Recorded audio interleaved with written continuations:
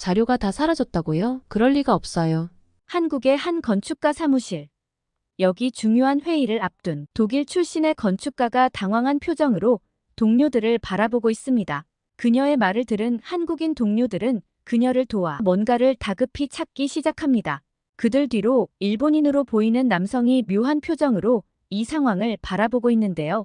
과연 이들에게 무슨 일이 생긴 걸까요? 오늘의 이야기 지금 시작합니다. 안녕하세요. 저는 한나 밀러예요. 베를린 출신 건축가이자 현재 서울에서 살고 있는 김치 마니아랍니다. 이게 다 한국 생활 3년 차의 후유증이에요. 그렇지만 전 이 후유증이 정말 좋답니다. 베를린에서 태어나고 자란 저는 어릴 때부터 건축에 관심이 많았어요. 레고 블록으로 집을 만들던 5살 때부터 이미 제 꿈은 세계적인 건축가였죠. 하지만 부모님은 제가 의사나 변호사가 되길 바라셨어요. 특히 아버지는 법률 사무소를 운영하셨는데 제가 그 뒤를 이어받기를 간절히 원하셨죠. 하지만 제가 건축가가 되기로 마음먹은 뒤 부모님과의 갈등이 시작됐어요. 저녁 식탁에서는 자주 제 미래에 대한 논쟁이 벌어졌죠. 어머니는 중재자 역할을 하셨지만 아버지의 완고한 태도는 쉽게 바뀌지 않았어요. 그래도 저는 포기하지 않았습니다. 건축 관련 대회에서 상을 받아오며 제 열정과 재능을 증명하려 노력했어요. 결국 고등학교를 졸업할 때쯤 부모님을 설득하는 데 성공했어요. 그 과정은 결코 쉽지 않았지만 부모님도 점차 제 선택을 인정해 주셨죠. 대학에서 건축을 전공하고 베를린의 유명 건축사무소에 취직했을 때 부모님의 눈에서 자부심을 볼 수 있었어요. 열정 넘치는 20대 초반의 저는 밤낮없이 일했고 실력을 인정받아 빠르게 승진했어요. 특히 제가 설계한 건물이 처음으로 실제로 지어졌을 때 아버지가 현장에 직접 찾아오셔서 자랑스러워하시는 모습을 보며 뿌듯했죠. 하지만 어느 순간부터 뭔가 부족하다는 느낌이 들기 시작했어요. 매일 같은 풍경, 같은 건물들, 창의성이 메말라가는 것 같았죠. 그러던 중 우연히 TV에서 서울의 야경을 보게 됐어요. 현대적인 고층 빌딩들 사이로 보이는 고궁의 모습, 한강을 따라 펼쳐진 아름다운 불빛들. 그 조화로움에 큰 충격을 받았죠.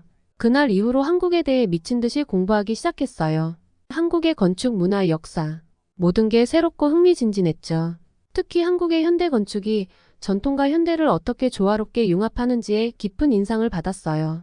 한국에 가고 싶다는 열망이 커졌지만 현실적인 어려움도 많았어요. 그래서 우선 한국어 학원부터 다니기 시작했죠. 1년 동안 열심히 공부한 결과 간단한 한국어 대화가 가능해졌어요. 그러던 어느 날 운명처럼 찾아온 기회가 있었어요. 한국의 대형 건설회사에서 서울의 새로운 랜드마크가 될 초고층 빌딩 설계 프로젝트에 참여해달라는 제안을 받은 거예요. 국제적인 감각을 원한다며 저를 스카우트한 거죠. 그 제안을 받았을 때 정말 흥분됐어요. 하지만 동시에 두려움도 컸죠. 낯선 나라에서 새로운 삶을 시작한다는 건 정말 큰 도전이니까요. 일주일 동안 고민했어요. 밤새 한국 유튜브 영상을 보며 이 기회를 잡아야 할지 망설였죠. 결국 저는 한국행을 결심했어요. 부모님께 이 소식을 전했을 때 처음에는 크게 놀라셨죠. 아버지는 제가 어렵게 잡은 베를린에서의 기회를 놓치는 것 아니냐며 걱정하셨고 어머니는 먼 나라에 혼자 가는 것을 불안해하셨어요. 하지만 제 열정과 결심을 보시고는 결국 응원해 주셨답니다. 서울에 도착한 첫날 저는 완전히 새로운 세계에 온 것 같았어요. 활기 넘치는 도시의 모습, 빠르게 움직이는 사람들, 그리고 곳곳에서 보이는 현대적인 건물들과 전통 건축의 조화. 모든 것이 신선하고 흥미진진했죠. 회사 첫날은 정말 긴장됐어요. 한국어 실력이 부족해 의사소통에 어려움을 겪을까봐 걱정했거든요. 하지만 다행히도 동료들은 매우 친절했어요. 특히 김민중 과장님은 제가 한국 생활에 적응할 수 있도록 많은 도움을 주셨죠. 한국어도 가르쳐 주시고 회사 업무 방식도 상세히 설명해 주셨어요. 일을 시작하면서 한국의 빠른 업무 속도에 놀랐어요. 빨리빨리 문화라고 하더라고요. 처음에는 이 속도를 따라가기 힘들었지만 점차 적응해 갔죠. 오히려 이 효율성에 매료되기 시작했어요. 독일의 꼼꼼함과 한국의 신속함을 결합하니 일의 능률이 크게 올랐답니다. 한국 생활에서 가장 큰 도전은 역시 음식이었어요. 첫 회식 때 테이블에 놓인 음식들을 보고 깜짝 놀랐죠. 특히 김치는 처음 먹었을 때 너무 맵고 신맛이 강해서 힘들었어요. 하지만 시간이 지나면서 점점 그 맛에 빠져들게 됐죠. 이제는 김치 없이는 밥을 못 먹을 정도예요.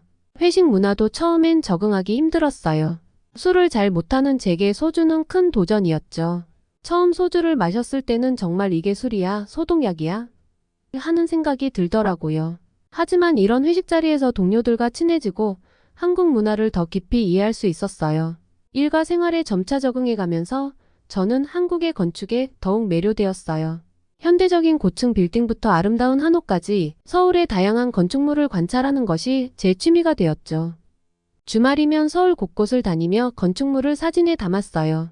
이런 경험들이 제 설계에도 많은 영감을 주었답니다. 시간이 흐르면서 회사에서도 점점 인정받기 시작했어요. 제가 가진 정확성과 한국의 빠른 실행력을 결합한 업무 스타일이 좋은 평가를 받았죠. 몇몇 프로젝트에서 핵심적인 역할을 맡게 되었고 제 아이디어가 실제 건물로 구현되는 것을 보며 큰 성취감을 느꼈어요. 그렇게 3년이 흘렀고 저는 한국에 완전히 적응한 독일 아가씨가 되었답니다. 아침에 일어나면 김치찌개로 시작해서 퇴근 후엔 치맥을 즐기는 완벽한 한국인이 된 거죠. 부모님께 영상통화로 제 모습을 보여드렸을 때 두 분 다 놀라시더라고요. 한나, 너 정말 많이 변했구나. 행복해 보여서 다행이야. 하지만 제 한국 생활이 항상 순탄했던 건 아니에요. 특히 최근에 시작된 새 프로젝트에서 예상치 못한 큰 도전을 맞닥뜨리게 되었죠. 그 프로젝트는 제 인생의 전환점이 될 만한 정말 특별한 경험이었답니다. 한국 생활 3년차 제 커리어의 큰 전환점이 될 프로젝트가 시작됐어요. 서울 도심의 초고층 복합문화 공간을 건설하는 대규모 프로젝트였죠. 우리 회사와 일본의 유명 건설회사가 합작으로 진행하는 국제적인 사업이었거든요. 이 프로젝트의 부책임자로 발탁됐을 때 정말 기뻤어요. 한국 동료들은 제 발탁 소식을 듣고 진심으로 축하해 주었습니다. 특히 김민중 과장님은 한나 씨가 적임자예요. 우리가 힘을 합치면 멋진 결과를 만들 수 있을 거예요 라고 말씀해 주셨죠. 하지만 기쁨도 잠시 첫 회의에서부터 문제가 시작됐어요. 일본 측 책임자인 다나카 씨가 처음부터 저를 탐탁지 않아 했거든요. 제 아이디어를 무시하고 일본식 설계만을 고집했죠. 회의 중 제가 한국의 전통적 건축 요소를 현대적으로 재해석한 디자인을 제안했을 때 다나카 씨는 비웃듯이 말했어요. 한나 씨, 우리는 세계적인 랜드마크를 만들려는 겁니다. 구식 한옥 놀이를 하자는 게 아니에요. 그 말에 충격을 받았지만 침착하게 대응하려 노력했어요. 다나카 씨, 전통과 현대의 조화야말로 이 프로젝트의 핵심이 될 수 있습니다. 세계적으로 유례없는 독특한 건축물을 만들 수 있어요. 하지만 다나카 씨는 제 말을 들으려 하지 않았어요. 오히려 더 공격적으로 나왔죠. 당신 같은 외국인이 무슨 한국 전통을 이해한다고 그러는 거예요? 게다가 건축학을 제대로 공부는 한 건가요? 그 순간 회의실이 얼어붙었어요. 한국 동료들의 얼굴에도 불편한 기색이 가득했습니다. 저는 가슴이 덜컥 내려앉는 걸 느꼈어요. 제가 그토록 사랑하게 된 한국에서 제 열정과 노력이 이렇게 무시당하다니. 그날 이후로 상황은 점점 악화됐어요. 다나카 씨는 제가 제안한 모든 아이디어를 비현실적이라며 일축해버렸고 심지어 제가 참석해야 할 중요한 미팅에서 저를 제외시키기도 했어요. 한 번은 프로젝트 진행 상황을 점검하는 중요한 회의가 있었는데 다나카 씨가 일부러 일본어로만 진행하더라고요. 제가 통역을 요청했을 때 그는 짜증 섞인 목소리로 말했어요. 한나 씨, 이 정도 일본어도 모른다면 이 프로젝트에 참여할 자격이 있는지 의문이네요. 저는 점점 자신감을 잃어갔어요. 매일 아침 회사에 가는 게 두려워졌죠. 오늘은 또 어떤 모욕을 당할까? 하는 생각에 가슴이 철렁 내려앉곤 했어요. 한국 동료들은 제 편에서 저를 도와주었지만 다나카 씨는 주변 시선에 아랑곳하지 않고 저에게만 강압적인 태도를 보였죠. 프로젝트 중간 보고회 때는 정말 최악의 상황을 겪었어요. 제가 준비한 발표 자료를 보던 다나카 씨가 갑자기 화를 내며 소리쳤어요. 이게 뭡니까? 우리가 합의한 내용과 전혀 다르잖아요. 당신의 변덕으로 이 중요한 프로젝트를 망치게 할 순 없어요. 순간 눈앞이 캄캄해졌어요. 몇 주 동안 밤을 새워가며 준비한 결과물인데 이렇게 무시당하다니. 눈물이 났지만 필사적으로 참았죠. 떨리는 목소리로 해명을 시도했지만 다나카 씨는 제 말을 들으려고도 하지 않았어요. 그날 밤 혼자 한강공원에 가서 얼마나 울었는지 몰라요. 서울의 야경은 여전히 아름다웠지만 제 마음은 산산조각이 나 있었죠. 내가 정말 이 일에 적합하지 않은 걸까? 한국에서의 내 꿈이 여기서 끝나는 걸까? 이런 생각들이 끊임없이 제 마음을 괴롭혔어요. 한국에 대한 사랑, 건축에 대한 열정, 그리고 이 프로젝트에 걸었던 모든 희망이 물거품이 되는 것만 같았죠. 그러던 어느 날 김 부장님이 저를 조용히 불렀어요. 제 마음속에 두려움이 커졌어요. 이제 정말 끝인가 하는 생각이 들었죠. 하지만 김 부장님의 말씀은 제 예상과 달랐어요. 한나 씨 힘들어하는 건 알고 있어요. 하지만 포기하지 마세요. 당신의 능력을 믿습니다. 우리가 할 수 있는 방법을 함께 찾아보죠. 그 말씀에 제 눈에서 눈물이 흘렀어요. 아직 희망이 있다는 걸, 그리고 제 편이 되어주는 사람이 있다는 걸 깨달았거든요. 김 부장님은 계속해서 말씀하셨어요. 다나카 씨의 행동은 분명 문제가 있어요. 하지만 우리가 그의 수준으로 내려가서는 안 됩니다. 우리는 당신의 아이디어가 얼마나 뛰어난지 알고 있어요. 이제 그걸 모두에게 보여줄 때예요. 김 부장님의 격려에 힘을 얻어 저는 다시 한번 도전하기로 마음먹었어요. 하지만 여전히 앞으로의 길은 불확실해 보였죠. 이 위기를 어떻게 극복해야 할까? 다나카 씨와 일본 팀의 반대를 어떻게 극복하고 내 아이디어를 관철시킬 수 있을까? 내가 정말 이 프로젝트와 한국에서의 내 꿈을 지켜낼 수 있을까? 이 모든 질문들에 대한 답을 찾는 것이 저의 다음 과제였습니다. 그리고 그 과정은 결코 쉽지 않을 거라는 걸 알고 있었어요. 위기의 순간을 지나고 나니 오히려 더 큰 도전이 우리를 기다리고 있었어요. 한국의 한 대기업에서 우리의 프로젝트에 대해 환경 영향 평가를 요구한 거예요. 초고층 빌딩이 주변 생태계와 도시 경관에 미칠 영향을 우려한 것이죠. 이 소식을 들었을 때 다나카 씨는 한숨을 쉬며 불평했지만 저는 이것이 오히려 기회라고 생각했어요. 김 부장님도 저의 의견에 동의해 주셨고 우리 팀은 밤낮 없이 일했어요. 저는 독일에서 배운 최신 친환경 건축 기술들을 적용해 설계를 수정했고 한국 팀원들은 서울의 지형과 기후에 맞는 방식으로 일을 최적화했죠. 특히 신재생 에너지 활용과 빗물 재사용 시스템 등을 대폭 강화했어요. 이 과정에서 정말 놀라운 일들이 있었어요. 김민중 과장님이 전통 한옥의 처마 구조를 현대적으로 재해석해 건물의 에너지 효율을 높이는 아이디어를 제안했죠. 이런 협업을 통해 우리의 프로젝트는 점점 더 발전해 나갔어요. 하지만 다나카 씨와 일본 팀은 여전히 비협조적이었어요. 그들은 계속해서 자신들의 방식만을 고집했고 우리의 새로운 아이디어들을 무시했죠. 죄송합니다. 제가 실수했네요. 모든 내용을 포함하여 다시 작성하겠습니다. 환경영향평가 발표를 앞둔 어느 날 밤 예상치 못한 사건이 발생했어요. 우리 팀이 밤늦게까지 준비한 새 설계안 파일이 모두 삭제된 거였죠. 그날 밤 늦게까지 작업하다가 잠깐 쉬려고 자리를 비웠는데 돌아와 보니 컴퓨터 화면이 까맣게 변해 있었어요. 처음에는 단순한 시스템 오류라고 생각했죠. 하지만 복구를 시도해봐도 소용이 없었어요. 몇 주 동안 밤낮으로 준비한 우리의 노력이 한순간에 사라져버린 거였죠. 팀원들은 충격에 빠졌고 현장은 순식간에 혼란스러워졌어요. 김 부장님의 얼굴이 창백해졌고 대리님은 고개를 떨구며 한숨을 내쉬었어요. 소연 씨는 눈물을 글썽이며 컴퓨터 화면을 계속 새로 고침했죠. 모두가 절망에 빠진 것 같았어요. 그 순간 저는 깊은 숨을 들이쉬고 생각했어요. 이대로 포기할 순 없다고 말이에요. 우리가 여기까지 온 것은 이런 위기를 극복하기 위해서였으니까요. 그래서 저는 용기를 내어 팀원들에게 말했어요. 우리가 이 설계안을 만들었으니 다시 만들 수 있다고요. 우리 머릿속에 있는 걸 다시 꺼내보자고 제안했죠. 놀랍게도 우리 팀원들의 반응은 정말 대단했어요. 처음에는 모두가 충격에 빠졌지만 곧 김 부장님이 앞장서서 팀원들을 독려하기 시작했죠.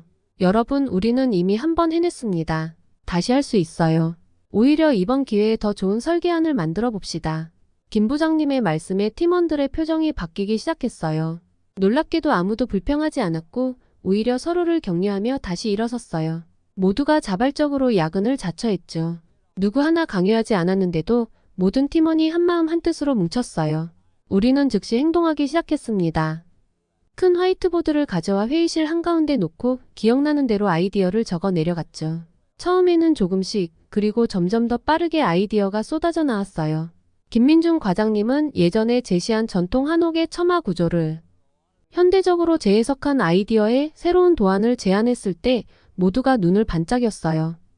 그 아이디어가 우리 프로젝트에 새로운 생명을 불어넣은 거죠. 한옥의 처마가 여름에는 강한 햇살을 막아주고 겨울에는 따뜻한 햇살을 받아들이는 원리를 현대 건축물에 적용한 거예요.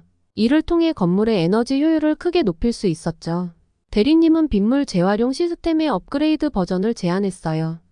옥상 정원과 연계에 빗물을 모아 정화한 후 화장실 용수나 조경수로 사용하는 아이디어였죠. 이 아이디어는 환경 친화적인 면에서 높은 점수를 받을 수 있을 것 같았어요. 소연 씨는 건물 외벽에 수직 정원을 도입하자고 제안했어요. 도시의 부족한 녹지 공간을 보완하고 공기정화 효과까지 얻을 수 있는 아이디어였죠. 게다가 도시 미관 개선에도 큰 도움이 될 것 같았어요. 밤이 깊어갈수록 피곤해질 법도 했지만 오히려 팀원들의 에너지는 더 높아져 갔어요. 간식을 나누고 서로에게 마사지를 해주며 재치 있는 농담으로 분위기를 밝게 만들었죠. 어려움 속에서도 서로를 배려하고 격려하는 모습은 정말 감동적이었어요. 이런 한국인들의 긍정적인 태도와 끈기 있는 정신 덕분에 우리는 전보다 더 훌륭한 설계안을 완성할 수 있었어요. 위기를 기회로 만드는 그들의 모습에서 한국의 정신을 엿볼 수 있었죠. 이 경험을 통해 저는 한국인들의 진정한 힘을 깨달았고 더욱 깊이 한국을 사랑하게 되었어요. 아침이 밝아올 무렵 우리는 완성된 설계안을 들고 발표장으로 향했어요. 밤새워 일한 탓에 피곤했지만 모두의 눈빛은 자신감으로 빛나고 있었죠. 우리는 서로를 바라보며 미소 지었어요. 어떤 결과가 나오더라도 우리가 함께 이뤄낸 이 순간이 자랑스러웠거든요. 발표장에서 우리의 새로운 설계안은 심사위원들에게 큰 점수를 땄습니다. 한국의 전통 요소와 첨단 기술의 조화, 그리고 혁신적인 친환경 솔루션에 모두가 찬사를 보냈죠. 우리 팀의 노력은 결실을 맺어 프로젝트는 환경 영향 평가를 통과했고 더 나아가 세계 건축의 새로운 기준이 될 것이라는 평가를 받았어요. 하지만 이 성공의 이면에는 충격적인 진실이 숨겨져 있었어요. 발표 며칠 후 다나카 씨가 갑자기 회의실에 들이닥쳐 흥분한 목소리로 자신의 결백을 주장하기 시작했거든요. 자신이 파일을 삭제한 적이 없으며 오히려 우리 팀이 그의 아이디어를 도용했다고 우기더라고요. 결국 회사 보안팀이 개입하게 됐어요. CCTV 확인 결과 다나카 씨가 몰래 사무실에 침입하여 우리의 파일을 삭제한 장면이 포착된 거예요. 한국의 뛰어난 CCTV 기술과 AI 분석 시스템 덕분에 범인을 명확히 특정할 수 있었죠. 다나카 씨는 한국의 CCTV 화질이 저렇게 좋고 24시간 가동하는 줄 몰랐다며 놀라워했어요. 결국 다나카 씨는 프로젝트에서 제외되었고 우리 팀은 더욱 끈끈해졌어요.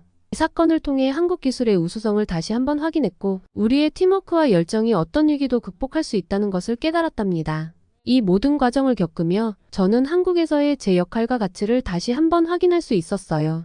위기를 극복하고 성공을 이뤄낸 이 경험은 제 인생의 전환점이 되었고 한국에 대한 제 사랑과 헌신을 더욱 굳건히 하는 계기가 되었답니다. 이 프로젝트의 성공으로 저는 한국 건축계의 새로운 스타로 떠올랐어요. 더 이상 외국인 건축가가 아닌 한국 건축의 혁신가로 불리게 되었죠. 기자회견장에서 한 기자가 물었어요. 한나 씨, 이번 프로젝트를 통해 가장 크게 느낀 점은 무엇인가요? 저는 잠시 생각에 잠겼다가 대답했어요. 위기는 기회였어요. 그리고 한국이라는 나라, 한국 사람들과 함께라면 어떤 위기도 극복할 수 있다는 걸 배웠습니다. 이제 저는 자신 있게 말할 수 있어요. 제 두 번째 고향은 바로 여기 대한민국입니다. 그 말에 기자회견장은 뜨거운 박수로 가득 찼어요. 그 순간 저는 깨달았죠. 이제 저는 진정한 한국인이 되었다고요. 국적은 바뀌지 않았지만 마음만큼은 완전히 한국인이 된 거예요. 프로젝트가 끝난 후 저희 팀은 작은 파티를 열었어요. 김 부장님이 건배를 제의하셨죠. 우리가 이뤄낸 것은 단순한 건물이 아닙니다. 이것은 서로 다른 문화가 존중과 이해를 바탕으로 만들어낸 기적입니다. 그 중심에는 우리 한나 씨가 있었죠. 한나 씨의 한국 사랑과 열정에 감사드립니다. 모두가 박수를 치고 건배를 외쳤어요. 그 순간 제 눈에 눈물이 고였어요. 이 모든 과정을 겪으며 저는 한국에서의 제 역할과 가치를 다시 한번 확인할 수 있었거든요. 그날 밤 집으로 돌아와 베란다에 서서 서울의 밤하늘을 바라봤어요. 3년 전 처음 이 도시에 왔을 때와 같은 하늘인데 제 마음속에는 무언가가 크게 변해 있었죠. 이제 이곳은 제게 단순한 외국이 아니었어요. 제 열정과 노력 그리고 사랑이 담긴 제2의 고향이 된 거예요. 다음날 아침 출근길에 커피를 사러 간 카페에서 우연히 TV 뉴스를 보게 됐어요. 우리 프로젝트에 대한 소식이 나오고 있었죠. 제 얼굴이 화면에 나오자 카페에 있던 사람들이 저를 알아보고 웃으며 인사를 건네더라고요. 부끄러우면서도 기분이 좋았어요. 회사에 도착하자 김 부장님이 저를 부르셨습니다. 한나 씨, 좋은 소식이 있어요. 서울시에서 우리 프로젝트의 성공을 높이 평가해서 앞으로 진행될 도시재생 프로젝트의 자문위원으로 당신을 추천했대요. 정말 믿을 수 없는 소식이었어요. 제가 한국의 도시 발전에 기여할 수 있는 기회라니 감사의 마음과 책임감이 동시에 밀려왔죠. 그날 점심 사무실 근처 식당에서 김치찌개를 먹으면서 문득 이런 생각이 들었어요. 이제 나는 진정한 한국인이 된 걸까? 그러다 김치 국물을 옷에 흘리고 말았죠. 옆자리에 한국 동료가 웃으면서 말했어요. 한나 이제 완전 한국인 다 됐네. 우리는 함께 웃었어요. 그래요. 어쩌면 이렇게 김치 국물 흘리는 것조차 제가 얼마나 한국에 적응했는지 보여주는 증거일지도 모르겠어요. 이제 저는 매일 아침 설렘을 안고 출근해요. 한국의 아름다운 전통과 현대적인 기술을 융합하는 새로운 프로젝트들을 구상하면서 이 나라의 발전에 조금이나마 기여할 수 있다는 사실에 가슴이 벅차오른답니다. 한국에서 한국을 위해 그리고 한국과 함께 성장해 나가는 제 모습을 상상하면 가슴이 뛰어요. 이제 저는 자신 있게 말할 수 있어요. 저는 독일에서 태어났지만 서울에서 제 삶을 찾은 건축가입니다. 그리고 이제는 한국을 너무 사랑하는 진정한 대한 외국인이랍니다. 오늘의 사연 어떠셨나요? 오늘 이야기가 좋으셨다면 구독과 좋아요 눌러주시고 주변의 많은 분들에게 공유해주세요. 사연자분에게 응원과 격려의 말씀들을 댓글로 남겨주세요. 감동 뭉클에서는 여러분의 마음들을 모아 사연자분들에게 전달해드리고 있습니다. 감동적이거나 재미있는 실제 사연들을 제보받고 있으니 소개해주고 싶은 사연이 있으시면 위 메일로 제보해주시기 바랍니다. 오늘도 여러분의 하루의 작은 즐거움이라도 되었기를 바라며 지금까지 감동 뭉클이었습니다. 구독과 좋아요는 영상 제작에 큰 힘이 됩니다. 끝까지 시청해주셔서 감사합니다. 다음에 더 좋은 영상으로 찾아뵙겠습니다.